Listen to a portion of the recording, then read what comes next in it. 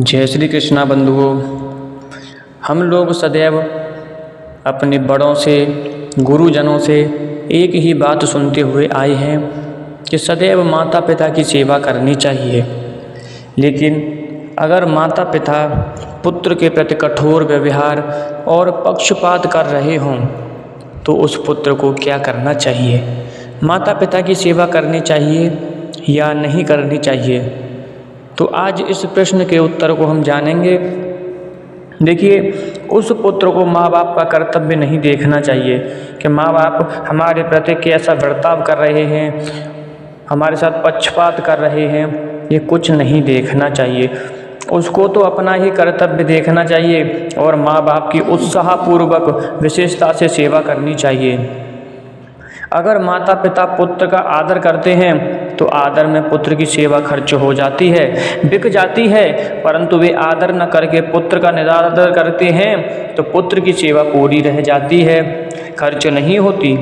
वे कष्ट देते हैं तो उससे पुत्र की शुद्धि होती है, सहनशीलता बढ़ती है, तप बढ़ता है, महत्व बढ़ता है।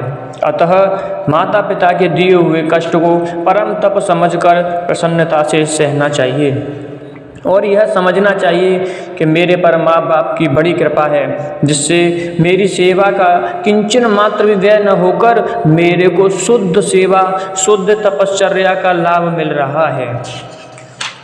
ऐसा अवसर तो किसी भाग्यशाली को ही मिलता है और मेरा यह अहोभाग्य है कि माता पिता मेरी सेवा स्वीकार कर रहे हैं। अगर वे सेवा स्वीकार भी न करें तो भी पुत्र का काम तो उनकी सेवा करना ही है। सेवा में कोई कमी त्रुटि मालूम दे तो उसको तत्काल सुधार देना चाहिए और सेवा में ही तत्पर रहना चाहिए। जो पुत्र धन, जमीन, मकान आदि पाने की आशा से माँ बाप की सेवा करता है वह वास्तव में धन आदि की सेवा करता है, माँ बाप की नहीं। पुत्र को तो केवल सेवा का ही संबंध रखना चाहिए।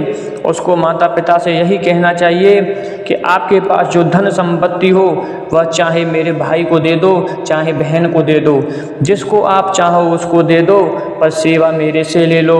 माता पिता हमारे से सेवा ले लें, इसी में उनकी बड़ी कृपा माने।